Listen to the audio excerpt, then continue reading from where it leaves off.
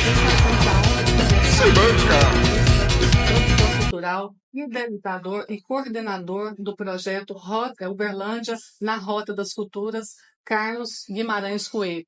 Eu, Amanda Marques.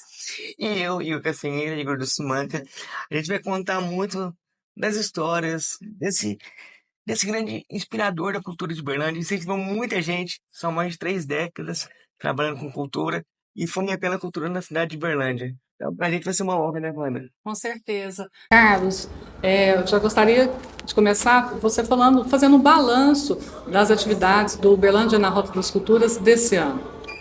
Tá certo. Em primeira instância, eu quero dizer que a honra é minha, né? Porque como jornalista, eu acho muito bacana ver pessoas de outras gerações conectadas com a cultura, com os acontecimentos culturais, né? O Igor bem mais jovem, né? Você também. E me lembra muito os meus primórdios como jornalista, né? Que fatalmente eu acabei caindo na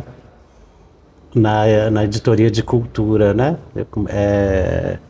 Bom, você quer que eu comece por aí, Pode ser, né, dos Igor? Pode, Vamos, primórdios? vamos começar do começo, né? pode começar do começo. Então, na verdade, a cultura como um todo, ela já esteve presente, né? Vou relatar um pouco disso, desde a minha adolescência, né?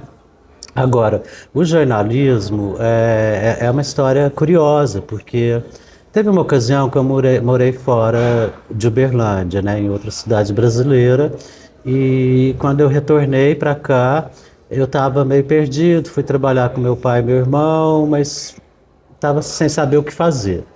Aí eu vi a inscrição na época para a universidade privada, né? Na faculdade de jornalismo que estava surgindo, tinha acabado de surgir na cidade, tinha tido acho que uma ou duas turmas.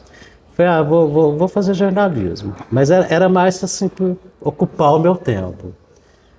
Aí eu fui fazer e lá a maior parte dos professores nem jornalista eram historiadores e eram maravilhosos, né? Assim, acho que tem uma conexão, né? A informação passa pela história e a história que consolida as informações, que arquiva as informações, né? E que perpetua essas informações com consistência, né? Enquanto o jornalismo traz uma visão mais panorâmica. Então foi muito interessante aprender com esses historiadores que davam aulas no curso de jornalismo sobre ética, né? Estética, conteúdo. Foi muito bom isso. E uma dessas professoras, que era a professora Hegman, né? Que é uma grande amiga que admiro muito como intelectual, né? Ela escrevia publique-se, né? Nas minhas provas, nos meus textos. E um dia ela me ligou dizendo que no dia seguinte teria uma reunião com o jornalista do estado de Minas, né, o Marcelo Castilho Avelar, que já faleceu e foi um grande amigo depois, e que eu estava lá para trabalhar no jornalzinho do Festival de Dança. E foi quase uma imposição, né? Eu estava inscrito, aí foi uma ida compulsória, assim, né? E eu fui, cheguei lá, o Marcelo também ficou muito interessado na minha linha de trabalho e fez com que eu me tornasse editor assistente dele. Depois, em outras edições do mesmo jornalzinho de festival, eu também fui o editor, quando o Marcelo Castilho Avelar passou para a produção, porque ele também era muito conectado às artes. Ele foi trabalhar na produção do festival e eu fiquei como editor. Depois a Ana dos Guaranis também editou, não editei todos os jornalzinhos do festival. Mas foi como aí lá desse evento, a Secretaria de Cultura já me chamou para fazer outros trabalhos do Arquivo Público, do Carnaval, outros jornaizinhos. E o Jornal Correio já me convidou para trabalhar lá. E eu fui trabalhar como na reportagem geral, né? E aí o editor-chefe da época, ele me chamou para ir para a editoria de cultura, né, que era o Maurício Ricardo Quirino. Ele falou, não, Carlos, que isso, você é a cultura, vai para a reportagem da cultura. Fui para a reportagem da cultura, do Caderno Revista, e logo me tornei editor, né? Eu passei pela editoria de cultura da Ana dos Guaranis, e depois pela Renata Neiva, e depois substituí a Renata Neiva como editor de cultura, né? Foram quantos anos no Jornal Correio? Ixi, eu tenho que recapitular isso, mas eu acho que foram 3 anos. Só que eu tive idas e vindas, né? Então eu saí do Jornal Correio, depois várias vezes eu voltei, né? Ou para fazer trabalhos esporádicos, eu voltei para uma ocasião para ficar como editor de domingo e de suplementos especiais. Arquitetura, decoração, todos os suplementos especiais que o Correio fizesse, eu editava. E depois eu voltei, não me lembro mais para qual editoria, mas também como colunista, né? Tinha uma coluna semanal lá. E aí eu saí porque eu fui trabalhar ao longo de toda a existência da Secretaria de Cultura, que eu vi surgir, e trabalhei em todas as gestões com projetos esporádicos. Pela primeira vez eu fui convidado para ser assessor do secretário. Aí eu saí, e pensei, poxa, tantos anos trabalhando na Secretaria de Cultura, pela primeira vez eu vou trabalhar dentro. Aí fiz até uma última crônica no Jornal Correio, uma crônica emocionada e com uma visão muito romântica, né? Achando que eu ia entrar para a Secretaria de Cultura, ia trabalhar exclusivamente com cultura, eu ia, mas achei que eu ia ter autonomia para fazer 1000 projetos, para desenvolver 1000 ações culturais e tudo. Aí eu percebi que não era isso, que era mais assim para fazer o que já estava determinado que seria feito, para dizer não para as pessoas que a prefeitura naquele momento queria dizer não, para restaurar alguma imagem negativa que a secretaria tivesse em algum âmbito. Aí eu falei, gente, eu não dei conta, fiquei 1 ano e 2 meses só, empurrando com a barriga até que pedi exoneração, porque eu acho o ambiente político um pouco insalubre, sabe? Assim, é uma atmosfera que é pesado, eu acho que é muito pesado, muita energia às vezes ruim, que vem para as pessoas que trabalham ali, né? E aí, como eu não tinha como executar aquilo que estava na minha visão cheia de romantismo, né? Eu falei, não, eu não quero ficar aqui não, porque eu tenho que ser autônomo, produtor cultural autônomo e trabalhar naquilo que eu acredito e naquilo que eu quero fazer, que eu quero realizar, né? Foi quando eu saí e ao longo dos anos anteriores, das décadas anteriores, eu já fazia trabalhos culturais. Mas foi a partir daí que eu fiquei fazendo exclusivamente isso e permanentemente, um atrás do outro, né? Antes eram coisas assim, às vezes uns 2 ou 3 eventos por ano, e a partir de então eu comecei a fazer quase que todos os meses, né? E como que foi essa caminhada? Você cobria uma época em que tinha que trabalhar no final de semana, a cultura era sempre efervescente. Você corria atrás dos eventos culturais aqui de Berlândia, na época do Jornal Correio, quando você começou. Como é que foi esse começo de relacionamento de você com a arte de Uberlândia, com os artistas de Uberlândia? Então, aí são 2 vertentes, né? Então vamos lá, como jornalista, né? Quando eu fui editor do Jornal Correio, eu tinha, e até conquistei isso, eu tinha a meta de fazer com que o roteiro do Caderno Revista fosse o mais completo possível. Então eu lembro que o roteiro de eventos culturais, musicais, festivos, do Jornal Correio, ele passou a ser uma referência. A pessoa queria sair na noite, já queria saber o que estava acontecendo e ia lá no roteiro. Éramos eu não, minha equipe, né, do Caderno Revista, e e uma página virtual que chamava Página Cultural, do artista Sérgio Evangelista, para a qual eu também andei prestando serviços depois, né? Andei tendo colunas lá. Então, essas eram as duas referências. As pessoas queriam sair na noite, descobrir o que estava acontecendo, quem estava cantando, atuando, ou expondo, aonde, e ia na página cultural ou no Jornal Correio. Nessa época, eu trabalhava no Jornal Correio numa emissora de TV. Aí eu saía do jornal por volta de 1h30, e já ia para a TV. Né? Trabalhava demais, eu sempre trabalhei muito. Né?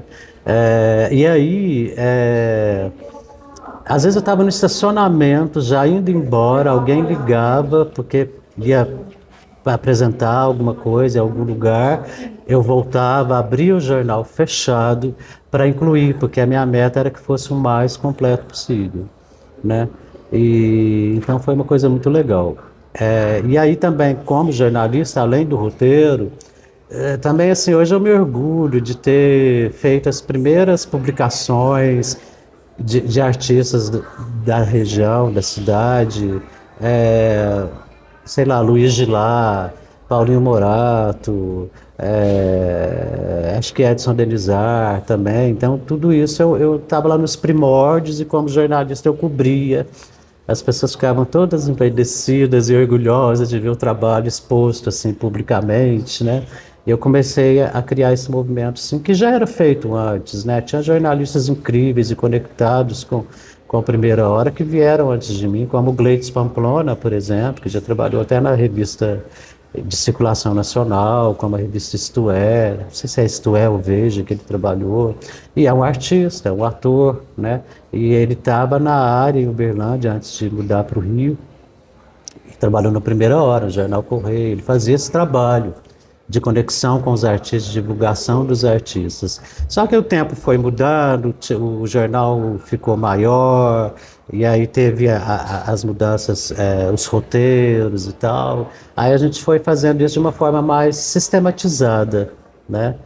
Mais organizada no sentido editorial, né? Mas, enfim, não quis dizer que eu fui pioneiro, não, porque teve outros antes, como Gleides Pamplonas, Maurício Ricardo e outros. Então, como jornalista, eu fazia dessa forma. Como produtor, eu também andei fazendo coisas muito legais com grupos locais, assim, né? O Grupo Elenco, que era um grupo bacana, eu produzi várias coisas deles, que era Flávio Scioli, Investilma, Sandrinha Zuliani, Flávio Goulart, uma galerinha aí que participou do Grupo Elenco, né? Então, eu meio que trabalhei com essas pessoas como produtor. Também eu lembro que uma vez eu fiz com Budi Garcia e uma cantora, eu fiz os 40 anos da Bossa Nova, Bim Bom, que era lá no Armazém Cultural, lá no Jardim Patrícia, um espaço periférico, mas muito bem frequentado e cheio de eventos culturais, que era do Gleides Pamplona, né? Então era bem bacana, a gente apresentou isso lá. Fiz um espetáculo cênico musical com a Cristina Goulart, que se chamava Ouro de Minas, que era sobre a música mineira. E a Cristina é uma cantora que tem uma pegada de atriz, uma pegada de bailarina, nessa época principalmente, então foi um trabalho bem bacana. Fiz releituras com uma banda que era Edson Júnior, Lucinha Costa, uma galera fazendo só releituras das músicas de Chico e Caetano, mas, por exemplo, uma música que era toda bossa nova, de repente virava um samba, o samba virava um rock, sabe? A gente fazia com isso, tendo sempre novos cantores como convidados. Eu lembro que um dos cantores que praticamente começou nesse momento ali, né, nessa participação, foi o Renato Quase Russo, né? E hoje já tem uma carreira bem despontada aí e tal. E aí tinha bailarinos, tinha atores e tinha cantores novos também. O que mais? Fêmeas, Mulher Sem Preconceito, que a gente ficou muito tempo no Public Bar. O Releituras ficou, acho que mais uns 2 meses na cantina Dom Giuseppe, e o Fêmeas, Mulher Sem Preconceito, ficou, acho que também quase uns 2 meses no Public Bar. E lá no Public estavam a Rosana Ricciardi, que hoje mora no Rio, trabalha com tecnologia da informação, a Cláudia Lima, a Cláudia Luz e a Ana Patrícia Lamounier, né, as 4 cantoras fazendo um repertório de músicas femininas de grandes cantoras desde o início do século passado até aquele momento. Então eu fazia esses trabalhos aí com artes plásticas, né, artes visuais, dança, música, cinema, né? Estava sempre atuando aí com os grupos locais, né? E paralelamente, eventualmente, trazendo um grupo de fora. Até que eu comecei a me consagrar mais aos grupos de fora, mas ainda, eventualmente, faço alguma coisa com artistas locais também, né? Vou trazer 3 pontos, né, que eu sei sobre você, que é a sua atuação também, você também, né, já atuou. Outra coisa também, os seus textos, eu admiro muito o seu trabalho, a sua escrita é densa, ela tem muito conteúdo, né, você escreve, eu te admiro muito. E Agradeço. isso continua, né, desde o Jornal Correio, que você atua em diversas revistas da cidade, né, de grande importância, como o Cajubá, entre outros, né? O Clube Cajubá. E a terceira coisa, então a sua arte, a sua escrita que permanece firme em grandes revistas e o Estação Cultura. Tá. Você- É engraçado falar sobre essas 2 vertentes, né? Eu costumo brincar com as pessoas que eu pertenço a 2 linhas profissionais de pessoas chatas. Jornalista é chato, produtor cultural é chato. E além de serem chatos, eu sou chato também. Disponível 24 horas, né? Conectado 24 horas. Não tem horário para jornalista e nem para produtor, né? De repente é normal eu atender uma ligação para o jornalista Carlos Guimarães ou para o produtor Carlos Guimarães meia-noite. E tem que atender, né? Não tem como não atender. Então, é até meio complicado falar das 2 vertentes ao mesmo tempo, né? Até porque elas têm relações entre si também, né? Assim, mas vamos lá. Então, você falou primeiro Da sua atuação. da minha atuação. Gente, isso é tão remoto, tão remoto. Porque quando me tornei jornalista, me pareceu uma surpresa. Depois eu parei para olhar, falei, gente, não é surpresa. Lá no primário eu fazia jornalzinho de mimeógrafo. Aí eu lembro uma vez que eu atuava no movimento estudantil e a gente fez um jornalzinho, e para pagar esse jornalzinho eu comecei a escrever para o jornal, né? E isso era jovem, e aí eu fico pensando, gente, eu já tinha o pé no jornalismo e não tinha percebido isso, né? E me tornei jornalista. E a mesma coisa a produção cultural. O que acontece? Eu atuei, sim. Atuei, eu lembro que teve uma gincana, não é bem uma gincana, um concurso na escola que se montou o Monteiro Lobato em todas, foi na escola José Inácio, que já foi uma escola, não sei como é hoje, mas foi uma escola muito cultural, de muita efervescência cultural, né? Já ganhou até prêmio da Unesco. E aí lá no José Inácio, de lá eu fui para o museu, mas lá no José Inácio teve um concurso que era, toda sala montava uma peça do Pedrinho.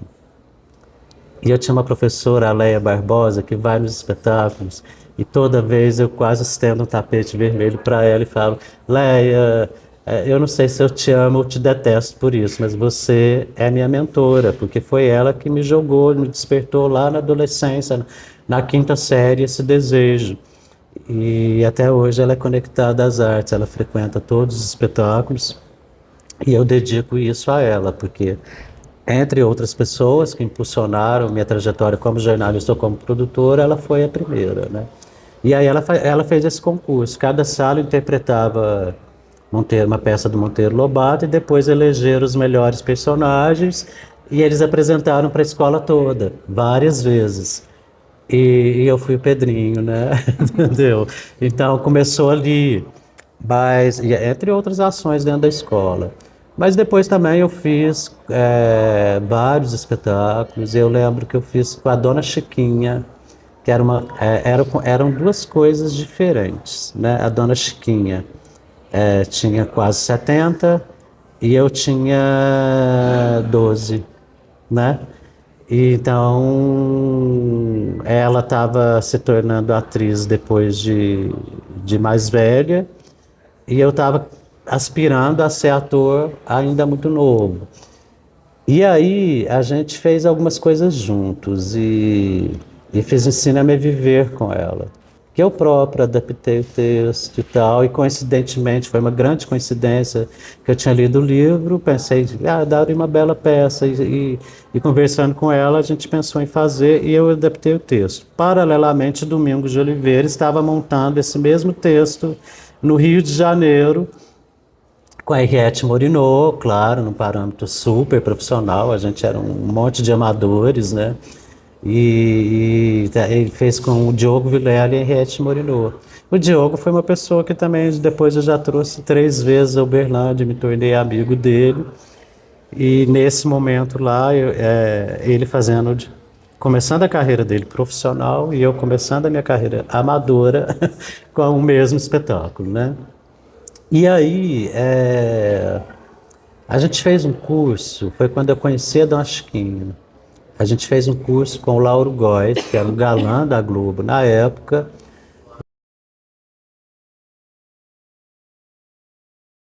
Esse curso com o Lauro Góes foi uma coisa muito bacana, que era um curso assim, nossa, eu me lembro com riqueza de detalhes, os exercícios de laboratório que existiam, era um curso de interpretação mesmo. E eu era o mais novo e a Dona Chiquinha era a mais velha, né?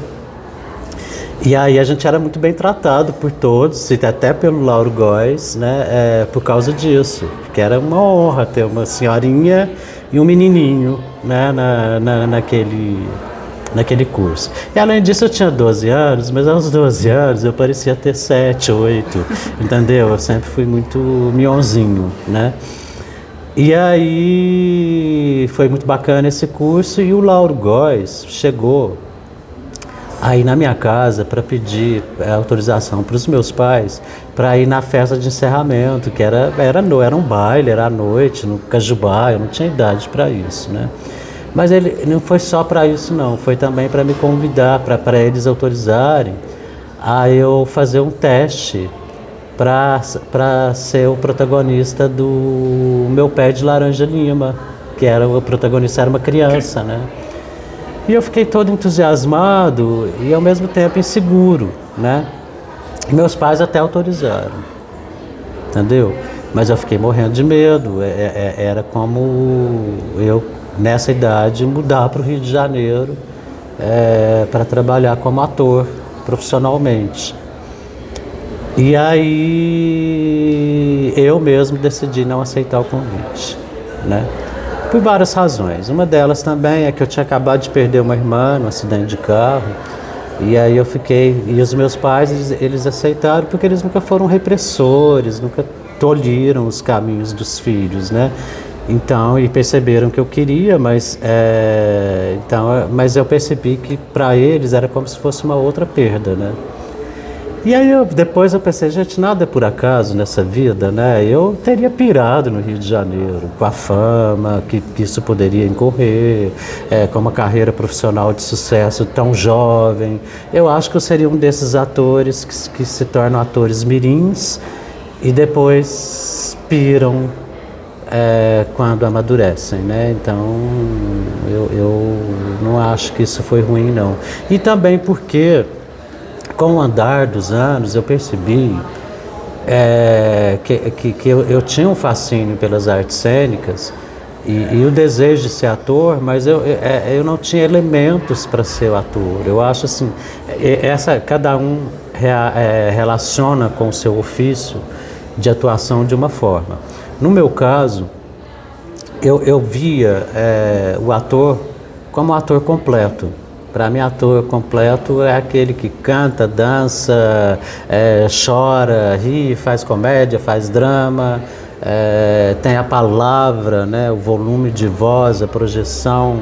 de uma maneira grandiosa, a expressão corporal de uma maneira grandiosa, e eu não tinha quase nada disso, né? Eu vejo, por exemplo, Paulo Altran era um grande ator, Luiz Melo é um grande ator, né?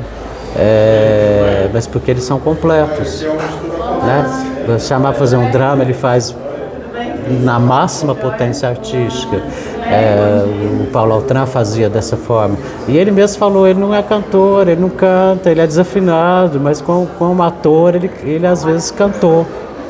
Né? Então ele trazia uma consciência plena do que a arte representa, do que a atuação representa, e eu definitivamente lá, ainda muito jovem, eu percebi que eu não tinha esse perfil, né? De completude, de ampliação em todas as atmosferas cênicas possíveis. E aí eu parei de atuar, né? Fui até ali pelos, acho que 18 anos, 17, 18 anos. Depois percebi que eu não seria ator. Aí eu fui não, aí foi bem, depois eu fui para o jornalismo, mas eu fui para a produção um pouco já nessa época. Nessa época não, teve os entremeios, mas sempre conectado às artes, sempre como espectador, como consumidor, né? Sempre ligado às artes. Ou então promovendo, né, como Estação Cultura. Mas isso já foi bem anos depois, né? No caso do Estação também foi uma história um pouco maluca. Eu estava no Rio, captando para um evento, né? Nessa época a gente trazia muita coisa no Teatro Rondon Pacheco, né? E aí a Lisete de Freitas me ligou, ela tinha uma escola de dança, dizendo que ela, por causa do marido que estava doente, depois a gente percebeu que ela também estava doente, os dois morreram até próximos, assim, em decorrência dessas doenças, mas ela ia fechar a escola. Mas ela não queria entregar o ponto, né? Porque era um ponto alugado, mas que o Paulinho Carrara fez uma decoração maravilhosa e ela não queria entregar aquele ponto, que não fosse para alguém da área de cultura, e estava propondo que eu assumisse o espaço. Era uma escola de dança, né? Mas tinha perspectivas, possibilidade de ser um amplo espaço cultural. Aí eu fui, chamei novamente Paulinho Carrara, corri atrás de alguma parceria e consegui um recurso com alguém da minha família emprestado para poder fazer as reformas necessárias e transformar num café-teatro, né? De carona veio uma ex-sócia que depois se tornou um grande fardo na minha vida, um grande problema. Mas ela não se movimentou muito e ficou só 2 meses lá e depois já mudou de Uberlândia, né? Aí eu fiquei sozinho, levei por 3 anos. Eu cheguei a vender carro para poder manter aquele espaço aberto. Eu tinha uma coleção grande de livros que eu vendi para uma escola da cidade, porque eu lia muito, eu ia para Prosecco, quando adolescente mesmo, ficava conversando horas com o seu Gomes, que era o dono da Prosecco, e não tinha dinheiro, mas saía de lá com o livro na mão, colocado na conta, parcelado, que o seu Gomes queria incentivar a leitura, então ele facilitava as aquisições e aí eu acabei tendo, né, uma coleção grande de livros, vendi para uma escola para pagar a conta de luz, que era alta, porque nós tínhamos palco, luzes cênicas, um café que acabou virando um bar, né? Mas são momentos, ali teve acontecimentos inesquecíveis, né? Se parar para pensar, o Galpão esteve ali, Ana Botafogo esteve ali, Gabriel Braga Nunes e Petrônio Gontijo esteve ali, a Orquestra de Violeiros de São Paulo, a companhia, esqueci o nome uma orquestra um grupo de dança, mas só de sapateado. Nossa, teve tanta coisa ali, Osmar Prado, Tônia Carreiro, todo mundo pisou no palco de Estação Cultura, né? Todo mundo não, vários grandes artistas pisaram ali, fora os artistas locais que também fizeram coisas incríveis. Eu me lembro como da cantora, uns momentos inesquecíveis, que tem vários, até peço que os outros que foram lá, ou que eu mencione aqui mesmo de outros espaços, que quem não mencionar me perdoe. Mas assim, por exemplo, eu me lembro quando a gente fez uma programação de Natal, que aí o Marcel Gussoni, da RB, ele fez uma campanha muito legal que chamava assim, cansado de ouvir Jingle Bells, vá para a Estação Cultura. E a gente tinha uma programação legal lá, durante todo o mês, antes e entre o Natal e o Réveillon. E aí a Adriana Francisco era uma dessas atrações, ela fazia um repertório, se não me engano, era em cima de Elis Regina, a cantora Adriana Francisco. Ela tinha acabado de ter a Iris, filha dela, que hoje é uma mulher já, é adulta. E a Iris estava no camarim. A Adriana Francisco parou o show, quando ouviu o choro da filha, foi lá, pegou o bebê para amamentar e continuou o show amamentando. Então teve uns momentos muito malucos, assim. Quer dizer, são muitas histórias. Se eu for contar todas aqui, nesse programa de vocês vai ter umas 10 horas de duração, porque já me ocorreram várias outras que aconteceram ali, que foram memoráveis. Denise Stoklos, que coisa linda.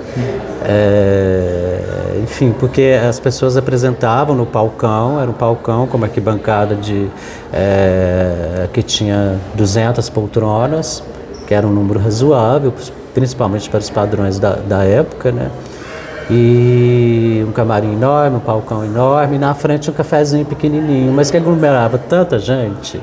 Nas nossas terças jazz, que a gente começou esse projeto, foi idealizado pelo Edson Júnior, um dos melhores guitarristas da cidade, e eu comecei junto com ele.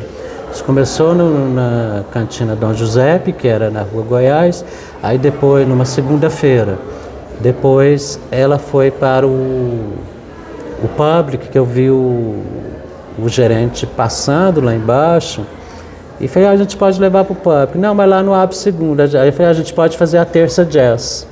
Aí falamos com ele topou, mas aí eu nem fiquei na produção não, só dei o pontapé inicial e viveu durante muitos anos, foi e voltou, mudou de espaço, e em uma ocasião ele foi para o Estação Cultura.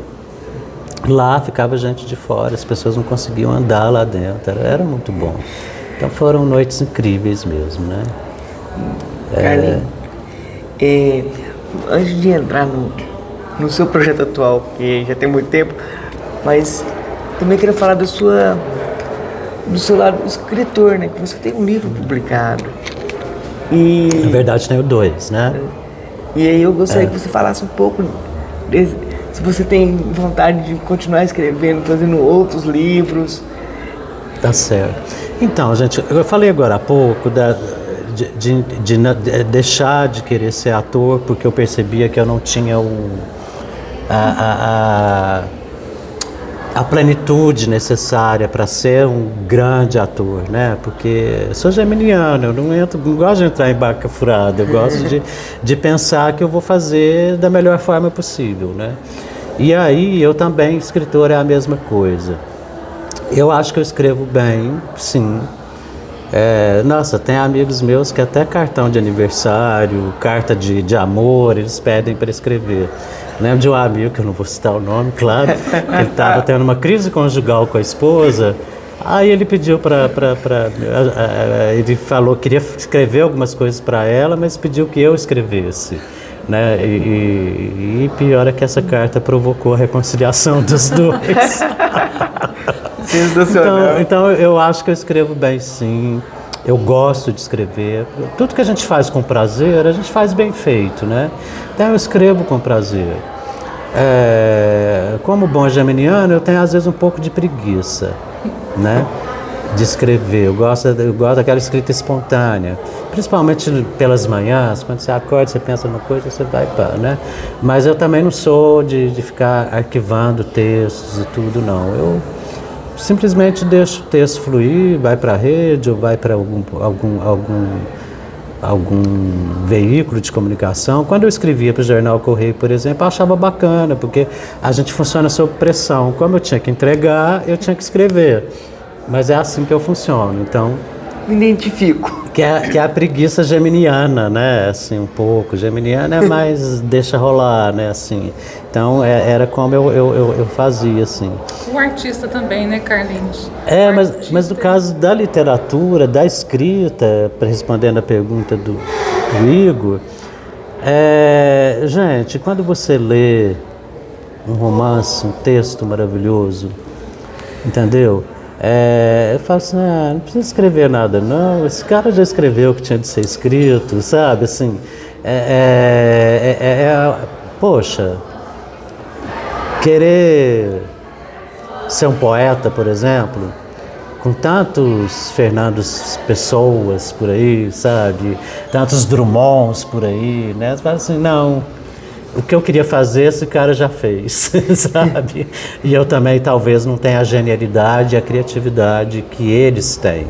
Então eu admiro muito, eu vejo textos incríveis aqui em Uberlândia, de escritores de Uberlândia, que caminham nos rumos da literatura. Eu caminho no rumo do jornalismo, com uma boa escrita, mas não com a pretensão de ser escritor, né? Acho que tem quem faça isso muito bem, né? Eu gosto muito, por exemplo, do Enzo Banzo, né? Que é o Enio Bernardes, ele escreve muito bem. O Danislau, que é colega dele no grupo Porcas e Borboletas, também escreve muito bem, né? Tem várias pessoas em Uberlândia que escrevem muito bem e com uma veia literata, né? No meu caso, a mesma coisa se aplica ao jornalismo. Eu não sou historiador. O meu livro, que você perguntou a respeito, o Nau à Deriva, o Teatro Uberlândia, de 1907 a 2014, eu acho, 2012, não sei, tem que olhar lá. Isso é uma coisa que é uma visão panorâmica de jornalista. Eu passei pela história, a história que eu captei. Hoje eu tenho vontade de fazer uma edição revista ampliada, porque eu captei novas histórias que não entraram ali, ou porque eu não encontrei, ou porque eu não conhecia. Então, uma edição revista ampliada ia dar mais consistência para aquela história. Mas o que eu pude captar durante essa pesquisa, eu captei e passei a visão panorâmica. Não tem uma pretensão literária, né? O historiador que aprofunde isso, ou o literato que aprofunde isso, crie ficções dentro dele, né? Mas o historiador ele vai aprofundar o conteúdo, né? Ele vai botar referências no conteúdo. A minha visão de jornalista é panorâmica, bem organizada, eu creio, para que outros aprofundem ou floreiem essa história, ou transformem essa história em outros formatos, né?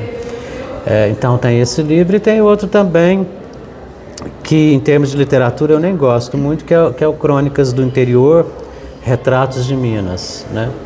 Que são 20 cidades mineiras, junto com o fotógrafo Beto Oliveira e mais uma equipe. A gente viajou por 20 cidades mineiras e eu colocava uma crônica minha e convidava um cronista da cidade para escrever sobre aquela cidade, né? Isso foi quando terminou a Estação Cultura e eu estava muito cansado e botei na lei estadual de incentivo à cultura, ele foi aprovado. Eu captei um recurso para isso, mas eu estava muito exaurido, muito estressado, então eu acho que hoje eu faria tudo diferente. Há quem goste, há quem elogie, mas eu acho os meus textos mal construídos, as cidades talvez eu escolheria outras, enfim, foi feito sob pressão do tempo, da necessidade de cumprir com o projeto e de entregar o produto, né? Mas eu prefiro o Nau à Deriva, porque já vai muito mais para dentro da minha área, né, afetiva, e só gostaria de fazer edição revista ampliada. Eu espero que um dia surja a oportunidade de conseguir viabilizar isso, né? entendeu? Você foi modesto agora há pouco, falando que tem muitas, recordou, né, de muitas vivências suas, muitas experiências, daria umas 10 horas, com certeza essas 10 horas só para esse ano, né, de 2024, né, Carlinhos? Então, voltando lá, a primeira pergunta... Também, 2024 daria muitas horas de bate-papo. Então a gente pode pôr umas 50 horas, porque o passado, se eu começar a contar, por exemplo, o período que as pessoas que eu conheci, as histórias curiosas que aconteceram nos bastidores, a minha experiência com umas mini turnês, como a que eu fiz com o Paulo Altran, né, de conviver com uma pessoa tão genial durante esse tempo todo, foi uns 15 dias, né? A gente pode fazer um podcast por mês com você, assim, a gente vai... Daria. Seria uma boa ideia, hein? Então, antes de você fazer esse balanço, que é o que eu tinha, né, começado, mas com certeza tinha que falar desse trabalho seu todo, gostaria de falar de algumas outras coisas, que as suas parcerias. Você falou do Beto, a Maíra, né, sua sobrinha, que está com você há tanto tempo, né, promovendo a cultura aqui em Uberlândia. Há uns anos você idealizou Uberlândia na Rota das Culturas, e aquela equipe que era um pouco mais enxuta ficou mais arrojada. Não é isso que foi? Fala então um pouquinho dessas parcerias e desse balanço aí de 2024. É muita informação, né? Mas vamos lá, então. Na minha equipe tem pessoas que colaboram esporadicamente, em um evento ou outro, outros que estão em todos os eventos. E há principalmente uma estrutura, na nossa produtora, uma estrutura familiar, né? Então nós temos a Maíra, né, que é minha sócia e que junto comigo cuida de tudo, absolutamente tudo, de uma maneira até exaustiva, é muito cansativo. E ao Rafael, que é excelente na logística, no operacional, na parte técnica, em organizar as histórias, em facilitar as histórias, ele é muito bom nisso. Entre outros, e vários outros. Eu estou falando do eixo mais central, né? Que somos nós três praticamente, mas tem quem está junto da gente o tempo todo, desde a FIA, que é a camareira, até pessoas como outros que estão colaborando em todos os eventos. Mas a Maíra e o Rafa, eles eram adolescentes e na época não tinha muita proteção ambiental, né, urbana e tal, então era permitido que se colasse lambe-lambe, aqueles cartazões enormes que a gente punha nos muros, nas paredes, nos viadutos e tal. E eles, adolescentes, eles me ajudavam a fazer o grude para colar o lambe-lambe, a colar os lambe-lambe na rua, à noite. Então eles já tiveram essa proximidade desde sempre, né? E também como ponto de vendas, né? Às vezes estava no ponto de venda, como vendendo ingressos e tudo, e panfletando, né? Aí com o tempo eles foram amadurecendo também, hoje são pessoas maduras, né? E bem já adultas, né? E então eles passaram a fazer parte da empresa mesmo, da produtora, de uma forma mais efetiva, né? Mas a luta continua a mesma, para eles talvez fosse mais fácil só aquelas colaborações lá do que assumir todo o conjunto junto comigo, né? Não é uma coisa, é uma luta muito árdua, né? Cada produção é repleta de várias batalhas, né? Então são as parcerias na estrutura da produtora. Aí parcerias externas, por exemplo, esse ano a gente teve 3 exposições do Beto Oliveira. Foi muito interessante a gente garimpar essas fotos. O Beto tinha envelopes de negativos, numa época que não existia foto digital, né? Daí a gente olhar negativo para ver se elas estavam reveladas, ou mesmo foto em preto e branco, antigas, que estavam arquivadas em malas, em pastas, em caixas, né? A gente fazer essa pesquisa, mas conseguimos localizar, porque o Beto... Olha, nós temos 3 exposições, ainda faltaram fotos, e de alguns dos espetáculos que o Beto registrou ao longo de 30 anos da nossa programação. Aí lá tem a Gal Costa, né, nas os 2 últimos shows dela a gente trouxe, mas tem também coisas antigas, e pessoas que já morreram, como o Nelson Gonçalves, está lá na exposição. A gente trouxe ele no Uberlândia Clube, que acho que também foi pouco tempo antes dele morrer. Mas isso foi lá nos anos 90, eu acho. Não lembro se foi perto da morte dele, porque eu não lembro quando ele morreu. Assim, ali tem coisas muito legais. E teve recentemente, esse ano mesmo, a Bárbara Bruno viu uma foto que ela tirou jovem, né, assim, jovem, 23 anos atrás, numa peça que ela veio com a mãe e o pai, a Anicete Bruno e o Paulo Goulart. Ela ficou emocionada, não de se ver na foto, né, também mais jovem, mas também de ver o pai e a mãe ali, né, e de lembrar dessa vinda, né. Então, ela foi lá ver a exposição e ficou emocionada com isso. Então, o Beto era um parceiro, que é parceiro até hoje, né.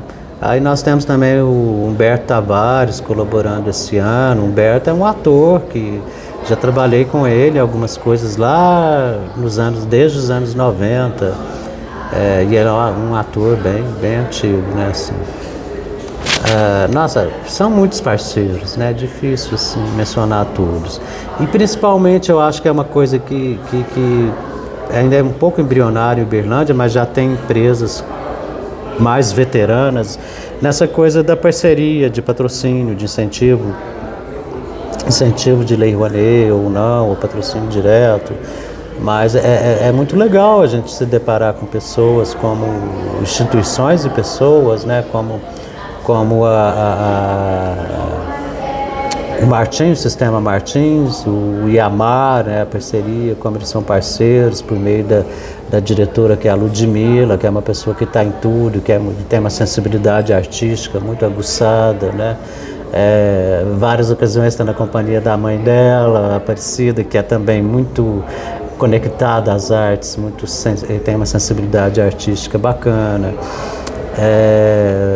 Sei lá, Algar está conosco esse ano, mas já fazia um tempo que não estava, né? E acho que foi uma retomada muito especial, porque, poxa, a CTBC na época, desde os tempos de CTBC, né, teve uma época que ela ficou vários anos como patrocinadora e parceira permanente das nossas produções, né? E mais recente, uma empresa que chegou há alguns anos, a Uberlândia Brasal, também muito parceira. A Gabi é uma pessoa muito interessada nas artes e disposta a fazer com que a empresa esteja presente de maneira efetiva, né? Nossa, é muita gente, Colégio Nacional, não, eu vou até pegar aqui alguma coisa para ver melhor, né? Pode ser? Né?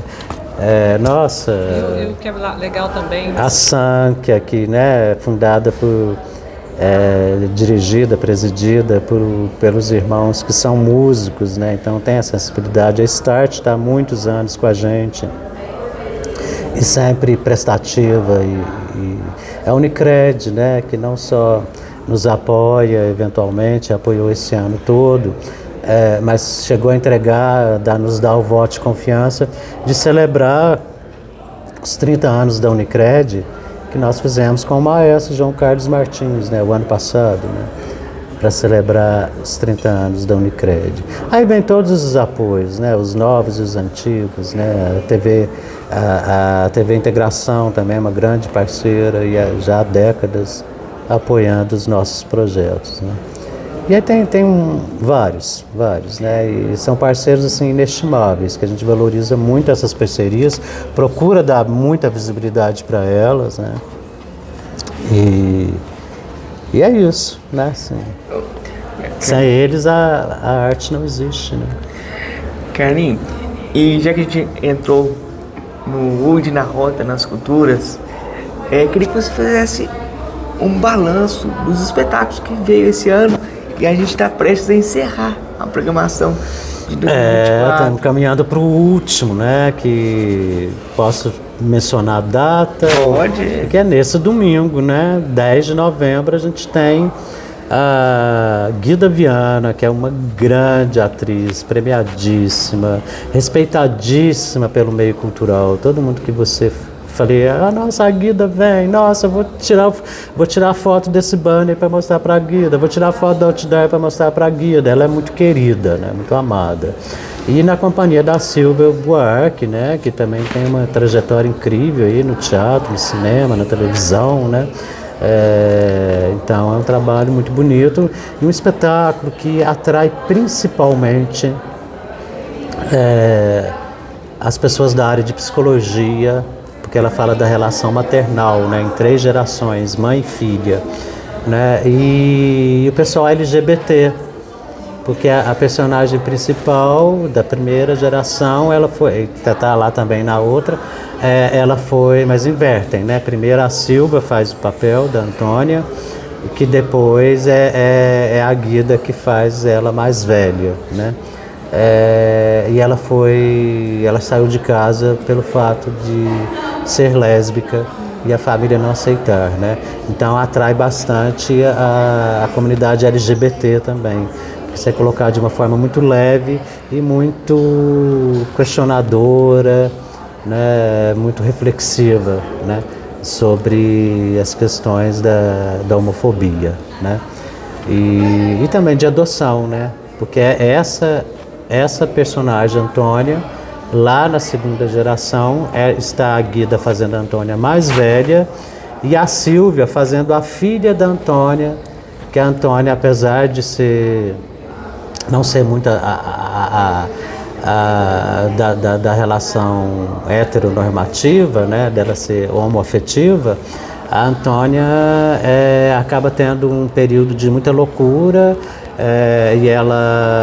e aventuras sexuais, e ela acaba tendo uma filha que ela entrega para adoção. Então, no final, na segunda parte da peça, na terceira geração, você tem a Antônia mais velha reencontrando a filha que ela entregou para adoção. Entendeu? É bonita a peça, é um texto muito consistente, muito legal. E aqui encerra a nossa programação.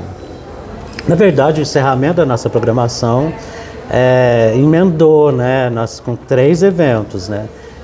O Maravilhoso Ficções, que vocês assistiram com a Vera Holtz, né? E agora a gente tem a projeção do filme, a exibição do filme baseado no Grande Sertão Veredas de Guimarães Rosa. A gente tem o filme O Diabo na Rua, no meio do Redemoinho, dirigido pela Bia Lessa. Nada mais é do que a peça teatral filmada, a peça que a Bia Lessa dirigiu, que tem um grande elenco, né? Caio Blá, Leonardo Midiorin, Luísa Lemert e tal, né? Então a gente vai exibir esse filme. A peça eu quase trouxe a Uberlândia, chegamos a fazer um mega banner, estava lá no shopping, mas captamos um recurso para o produtor vir, mas ele não avisou que esse recurso não tinha alcançado os 20% necessário para a execução do projeto, então nós perdemos esse incentivo e não foi viabilizada a vinda do Grande Sertão Veredas, mas agora a gente está trazendo de outra forma, né? Que é a versão cinematográfica, né?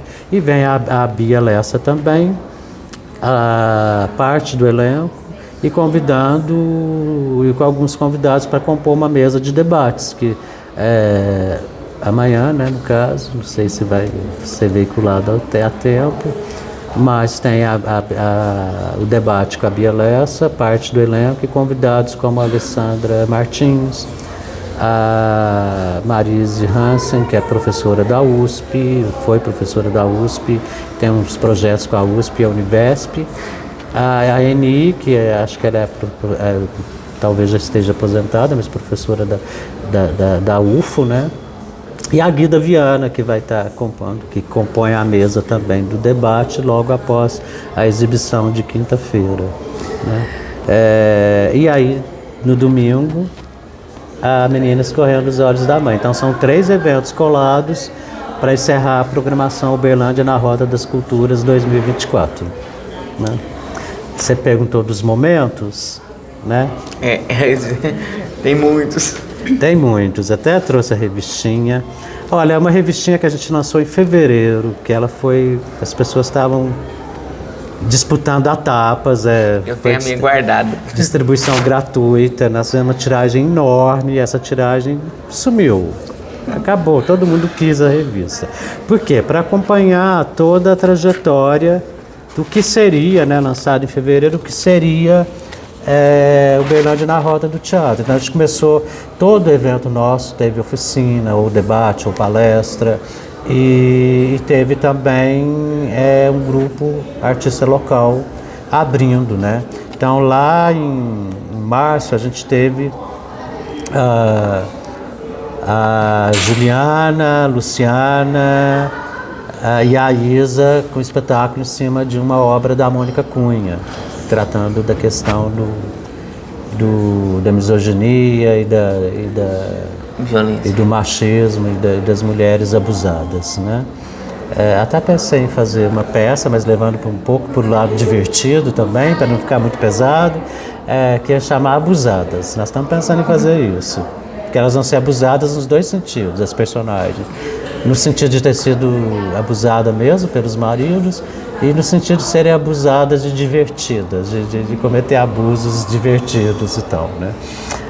Então, paralelamente, nós trouxemos esse espetáculo lindo, que era As Meninas Velhas, com foco no etarismo, com a Sônia de Paula, a Lucinha Lins, a Bárbara Bruno. Foi bem bacana o espetáculo, né? Bem bacana, que tratava nessa questão da melhor idade, né? Entendeu? Assim, a Denise Fraga, né, com o espetáculo Eu de Você, né, que também comoveu bastante as pessoas. Em abril, Karine Telles e Cláudia Limas reverenciando o maior patrimônio cultural que existe em Uberlândia, o eterno Macunaíma, que nasceu e está sepultado aqui, que é o Grande Otelo, e que tem histórias incríveis, é um ícone da cultura brasileira, reconhecido internacionalmente. E se fizer uma enquete em Uberlândia, muita gente não sabe nem quem é Grande Otelo, que ele nasceu e está enterrado aqui. Enfim, a cidade deveria capitalizar melhor a sua imagem por ter esse patrimônio da cultura brasileira aqui, né? Originado e sepultado aqui, né? E aí foi bem bacana essa performance. Depois a gente teve a Marisa Hort, né, com Bárbara, né, passando pelo tema do alcoolismo, também de maneira leve, divertida, né, mas muito bacana, né, mas também trazendo a consciência, né, do que esse problema representa, né.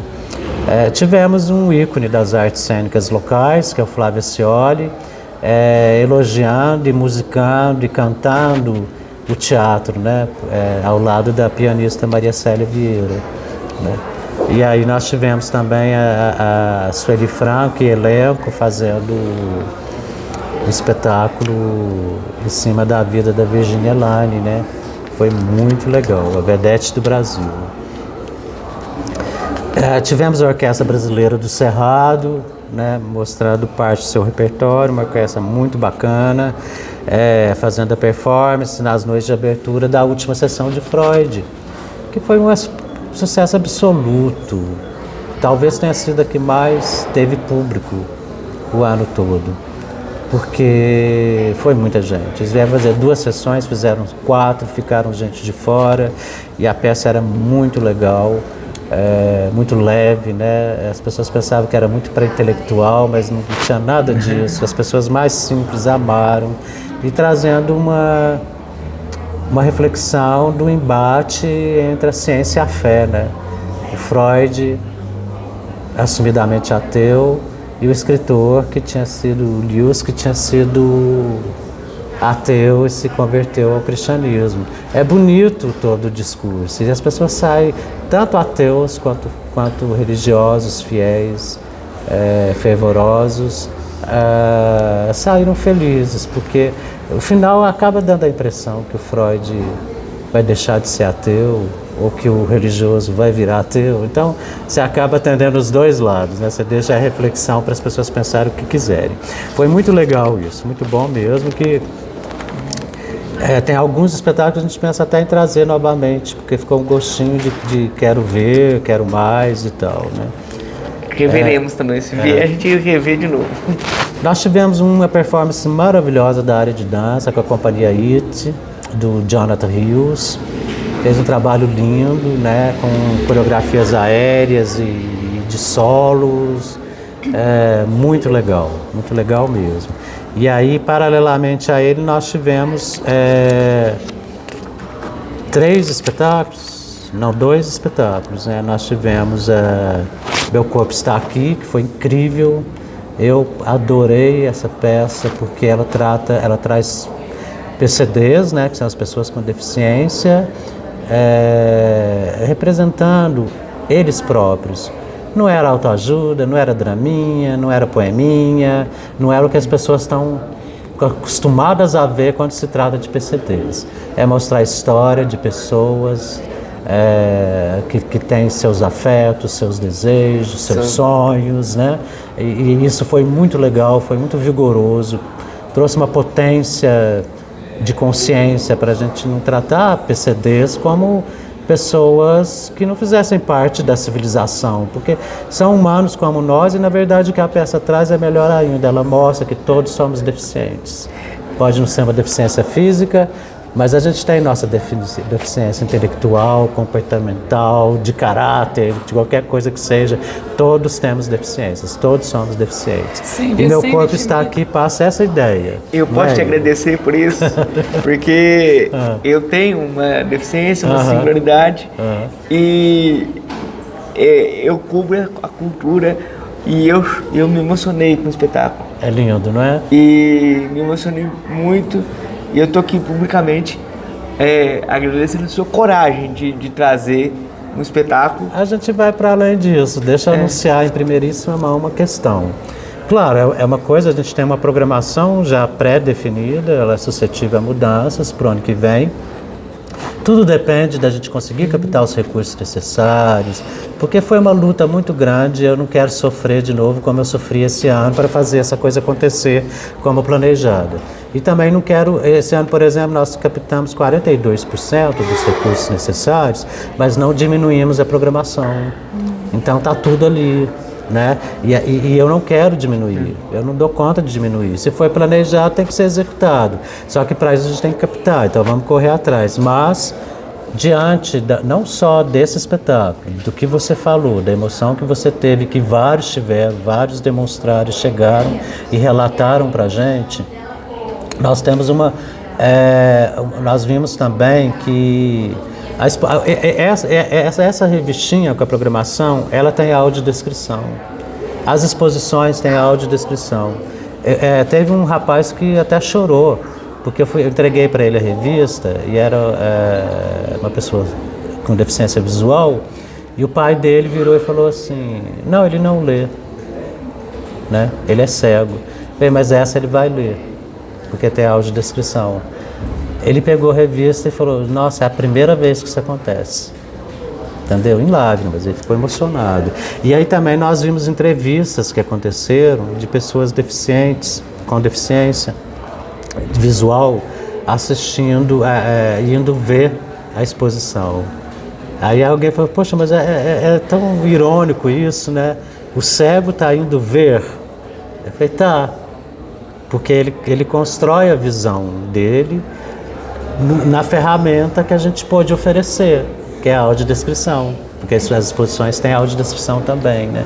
E aí, diante disso tudo, né, dessa potência e do que a gente viu, dessa necessidade, dessa urgência, aí para a programação do ano que vem, a gente colocou uma semana inteira, que seria a primeira mostra de inclusão em Uberlândia, né, o primeiro festival de acessibilidade. Não sabemos como a gente vai chamar ainda, mas que vão ser 5 ou 6 espetáculos só com PCDs, entendeu? Então isso faz parte do Uberlândia na Rota 2025, na Rota das Culturas. Eu já vou falar que eu vou ficar aqui semana inteira, tô semana inteira aqui com você já. Pois é, né? Não, de repente pode conversar, você até trabalhar conosco, né, nesse recorte, nos dando consultoria, nos dando sugestões e tal, né? Seria uma honra para mim. Porque eu acho que é isso, gente. Tudo no campo artístico no universo cultural, talvez seja esse o ambiente onde eu realmente me identifico, mesmo que eu vá para jornalismo, que eu vá para uma empresa, que eu vá para engenharia, que eu vá para medicina, eu vou acabar dando um jeito de trazer para o ambiente cultural, né? Porque é ali que a gente se localiza, né? Então, nesse sentido, é tudo uma soma, sabe? E não dá para a vaidade morar também, né? Assim, tipo, eu vejo artistas que às vezes estão em comecinho de carreira, amador ou profissional, mas aí já dá um suspiro, já fica envaidecido e já se coloca de uma forma megalomaníaca mesmo, uma forma narcisista. Isso não existe, é tudo uma soma em prol de transformações, né, na humanidade, na civilização, né? E aí a arte existe para isso, né? E aí tem que somar. Entendeu? Não importa se trabalha na Globo, se trabalha em algum outro lugar, se é famoso, se é anônimo, entendeu? Eu acho que quando o artista existe, para mim a matéria-prima que constitui a arte é a generosidade. É a generosidade. O artista vaidoso, o artista narcisista, ele não consegue dividir o palco de uma maneira potente se ele tiver isso. Ele só vai fazer isso como a Vera fez. Vocês observaram como a Vera em Ficções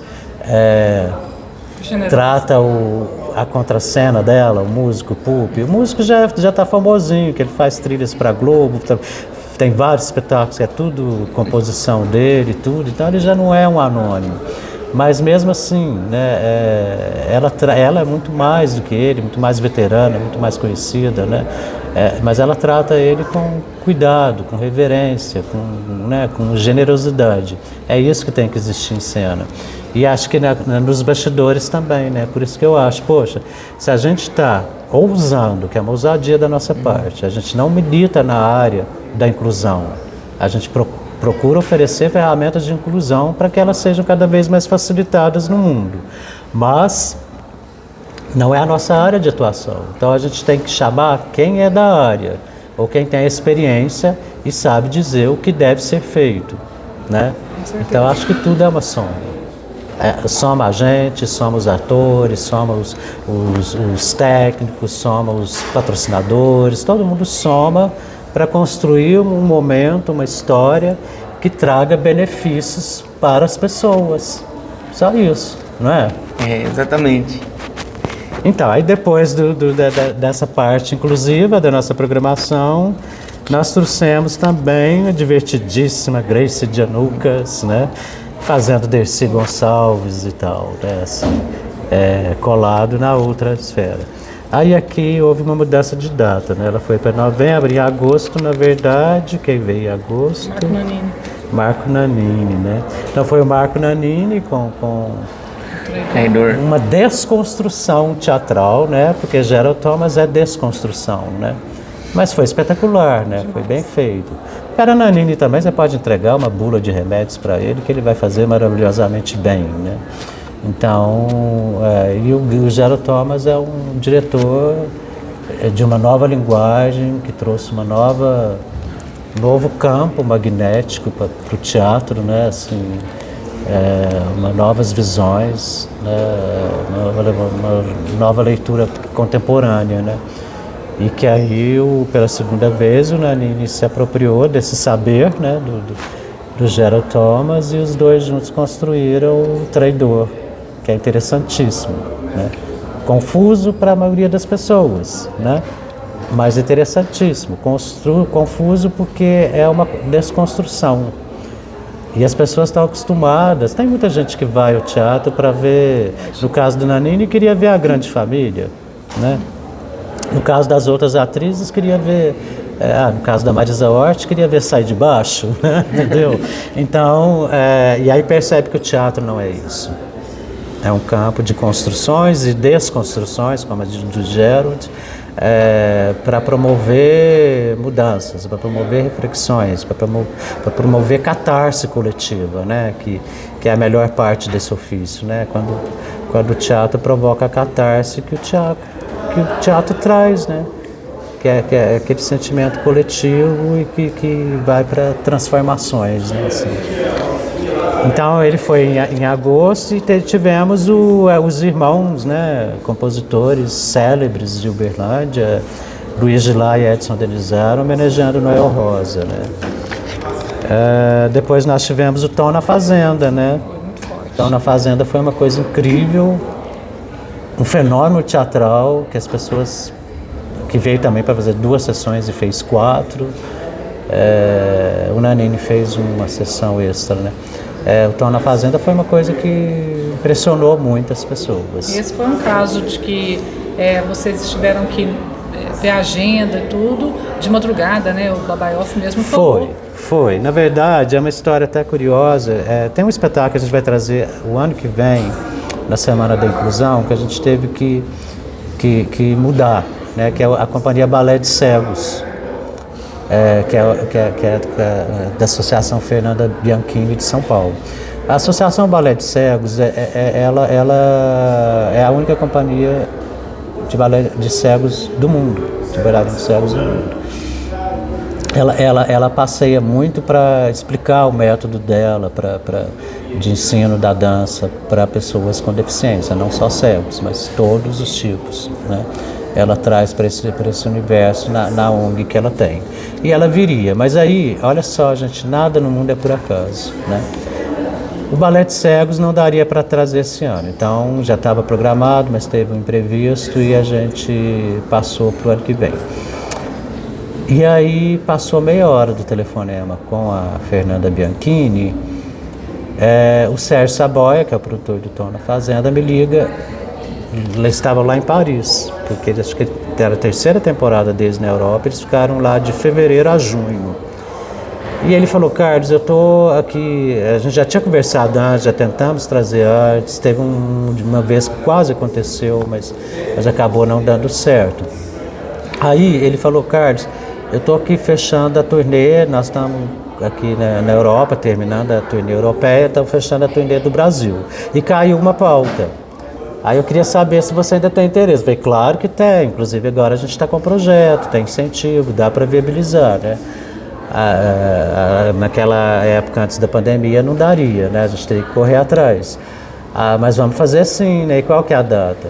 Era exatamente a mesma data do Balé de Cegos. Nada por acaso, né? A peça Ficções traz um pouco disso, né? Das ficções, do que do movimento e dos acasos, né? Assim, então a gente trouxe o Tom na Fazenda, que foi incrível, e antes deles a gente teve o que foi mesmo? Foi a Dança com Deficientes, né? Eu não vou lembrar. É porque teve as mudanças. Eu estou na revista, mas a revista teve umas pequenas alterações, né? Depois nós tivemos a Companhia Dru, né, com 3 vertentes de dança, né, no mês de outubro, mais voltada para o público infanto-juvenil, por ser o mês da criança, né, e com a participação da Nina, palhaça, né, com um momento de palhaçaria lá. E aí lá atrás que estava veio para... Não, aí veio Ficções, né? Ficções com Vera Holtz e Federico Pupi, né? Maravilhoso também, impactante para Uberlândia, né? Sessões esgotadas. E antes deles nós tivemos a Ana Clara Guerra, uma violonista jovem, que está compositora maravilhosa, que está tendo um reconhecimento, premiações, tão jovem, já tem premiações expressivas brasileiras. Gente, aproveite essa mulher, porque ela não vai ficar muito tempo em Uberlândia. Ela é boa demais para a cidade, o mercado aqui não a absorve, né? Ela não vai ter essa necessidade, né, profissional, ela não vai conseguir encontrar aqui em Uberlândia, então ela deve logo vazar daqui. E ela fez a performance, junto dela a bailarina Marise Piva, que mora, acho que deve quase 40 anos, que ela já mora em São Paulo, tem uma carreira consolidada lá na área de dança, fez a performance dela aqui em Uberlândia ao som de Ana Clara Guerra. Foi um dueto para encerrar a nossa programação de performances do ano, né? Entendeu? Eu esqueci de mencionar que junto do Nanini teve o Congado, né? Teve a presença do Congado lá, forte, a cultura popular mais expressiva de Uberlândia, né? E aí agora, como já dito, a gente caminha para as outras programações. Tivemos paralelos aí, né, de programação que não estava, de espetáculo que não estava na nossa programação, como a Débora Coker, Giuseppe Oristânio, Marco Veras, enfim, teve algumas aí. Mas dentro da programação a gente teve lá no Nininha Rocha o Will de Caio, com a Lavínia Panúzio, interpretando Hilda Hilse, e... Nossa, tudo é dentro de né? Não, eu acho que é porque o nome dele é um pouco complicado, por isso talvez seja difícil guardar com tanta...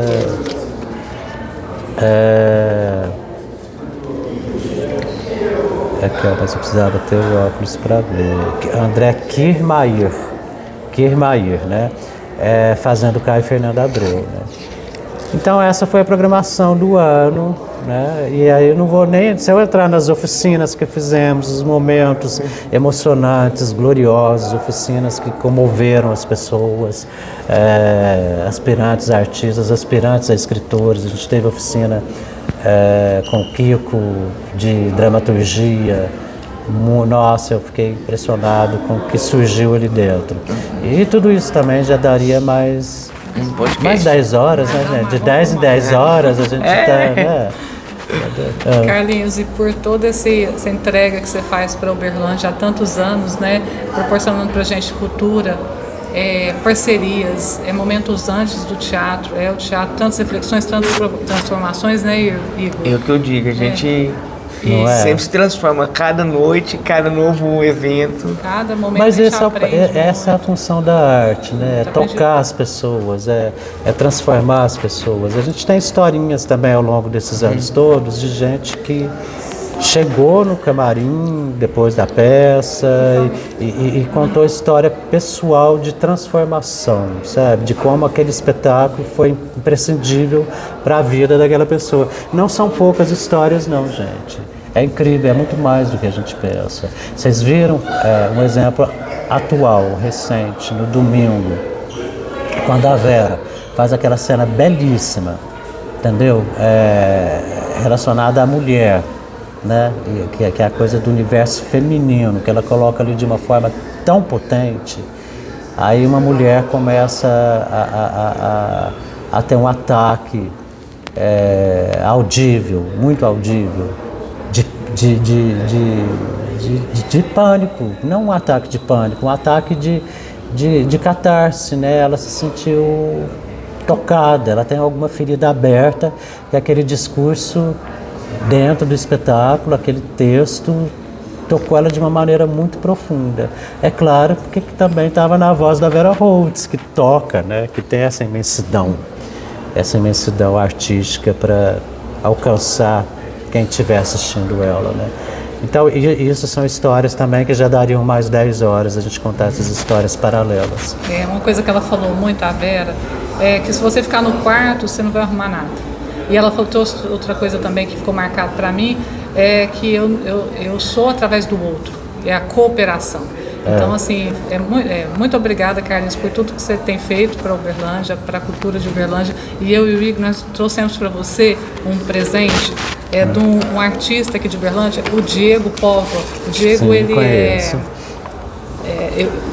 ele é professor de inglês e se descobriu na pandemia. Então, eu tenho visto as obras dele. Realmente é um artista, a gente percebe que ele é um artista visceral, né? Porque ele é um artista das artes visuais também, né? Ele faz vídeo, cinema, não é? Então, bem lembrado, o documentário da Nininha Rocha. Então, Nininha também é uma figura que tem uma participação nessa minha trajetória. E ela tocava muito no Estação Cultura, né? Antes de falar de Nininha, agradeço vocês e principalmente ao autor da obra, né, Diego, que eu estou vendo que pela a sensibilidade que ele sempre teve na questão do cinema, dos vídeos, ele está transpondo para as esculturas, gente. Olha que coisa linda. E as mãos é só entrega. Foi isso que a gente pensou, né, Igor? Vamos ver com o Diego, aquela obra que é a sua entrega. Agradeço muito vocês três, né? Você, Igor e Diego, por esse presente que eu vou carregar no coração, assim, né? Mas voltando à Nininha, que é o filme que o Diego fez, né? O documentário, eu ainda não assisti, quero ver. Mas a Nininha era uma figura incrível, né? Ela de vez em quando ligava para mim só para jogar a conversa fora e a gente ficava uns 40 minutos e ela contava 1000 piadas, porque ela gostava de contar piadas. Todas piadas assim, leves, que qualquer criança pode ouvir, mas divertidas, engraçadas. Era uma pessoa muito querida, a Nininha. Tocou muito em vários eventos nossos, no Estação Cultura. E o que eu acho bacana também é que ela sempre fazia uma referência ao nosso trabalho, sempre mencionava o nosso trabalho. E ela também, quando ia dar entrevistas, você pode observar nos arquivos de entrevistas aí que não raras vezes ela estava com a camiseta do Estação Cultura. Ela fazia questão de colocar, porque ela adorava tocar lá, né? Adorava ir lá e tocou em vários momentos brilhantes lá, assim. Nininha Rocha foi uma pessoa muito bacana, muito bacana. Carlinhos, para encerrar, eu tenho que encerrar sempre com a minha pergunta, eu vou fazer ela para você também. Tá. Você já escutou ela muitas vezes para vários artistas. E eu vou fazer ela para você agora também. Me pegou de calça curta. Como eu sei qual a pergunta, eu já tô aqui, ó, dando parafuso na cabeça. Eu não gosto do termo que me define, que é deficiência, por causa do significado semântico da palavra. E eu troco esse termo por singularidade, porque todos somos únicos, todos somos singulares. A arte me deu essa expansão desse sentimento de unidade, e que cada pessoa é única. E a gente é singular de várias formas, pode ser de comportamento, pode ser físico, pode ser psicológico. Todo mundo tem várias singularidades. Eu quero saber uma singularidade do Carlinhos e uma experiência que você tem de tantos anos de cultura com alguma pessoa que te marcou muito, que tem alguma singularidade, alguma deficiência. O que você ensinou, o que você aprendeu? Tá, então vamos lá para a primeira, né? Nossa, gente, são tantas. E a singularidade, ela passa também pela questão de outras minorias, né? Como assim, acho que a questão do racismo também, né? Acaba passando. E eu fico pensando quando soma, né? A exclusão é maior quando soma as várias minorias em um ser só, né? E eu já presenciei isso algumas vezes. Por exemplo, a pessoa que tem alguma singularidade, que é preta, que é gay, enfim, são muitas coisas, né? Que acho que tem pessoas que eu já presenciei pessoas assim. Uma delas, inclusive, era já falecida, que ela carregava quase tudo isso que eu mencionei, né? E aí essa pessoa teve uma doença e ela era artista também. Parece que o mundo já estava difícil para ela, né? Aí o que ela fez? Ela um dia que estava chovendo e a pessoa estava com essa doença, ela saiu debaixo de chuva para piorar a pneumonia e morrer mesmo. Foi um suicídio no caso, né? Indireto, talvez pela falta de coragem de um mais direto, né? E, enfim, aí, o que me ocorreu agora foi isso, e foi também que quando eu era criança e adolescente, tinha uma pessoa da vizinhança que não saía da nossa casa. E ele tinha uma deficiência, eu acho que o problema físico dele era parecido com o seu, entendeu? E era preto também, né? E ele não saía lá de casa, ajudava nas tarefas domésticas, a gente gostava muito dele. Então eu lembrei de um momento triste, que foi a morte do amigo artista, a maneira como foi por causa da singularidade, né? E um momento alegre que foi a lembrança que eu tenho desse sujeito, né? Que era muito bacana, era muito divertido, ele brincava com a gente e tudo mais. Né? E aí são muitas histórias, né? Muitas histórias, assim, trazendo, e aí passando por uma questão que não é bem a singularidade, mas é o preconceito, que é a questão do racismo.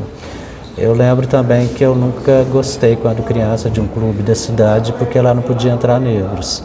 E eu tinha muitos amigos negros, então eu não frequentava lá, porque tinha essa regra. Né? Mas enfim, hoje até gosto, graças a Deus o tempo passou e esse clube mudou e é lindo, mas não, tem essa lembrança ruim, de um passado ruim, né? Passado da sociedade que era ruim. Né? Não, deixa aqui. Gente, é muito lindo, viu? Adorei. Agora, assim, pensando em arte, cara, a arte teve vários momentos, né? Mas é o que eu mencionei mais cedo, o meu corpo está aqui, vai ser inesquecível. Mas teve outros também, teve infantil que a gente trouxe o ano passado, que tinha uma menina cadeirante e que ela atuava maravilhosamente bem, era infantil sobre o Pequeno Príncipe, baseado no Pequeno Príncipe. Era um aviador? O Príncipe e o Aviador, isso. Você lembra? Eu lembro, eu não vi.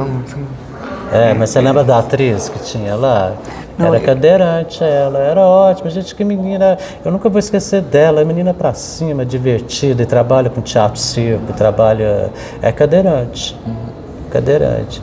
E mesmo assim, aqui em Uberlândia, a gente tem um problema grave com as calçadas, né? A locomoção das pessoas com deficiência não são muito fáceis aqui, não. Não é fácil, não. Né? Eu posso falar por mim. E ela via tudo isso, mas a maneira divertida com que ela lidava com isso era muito bacana, essa atriz. Então eu vou lembrar disso, com certeza tem muita história, tem outras histórias também, mas eu vou lembrar disso e do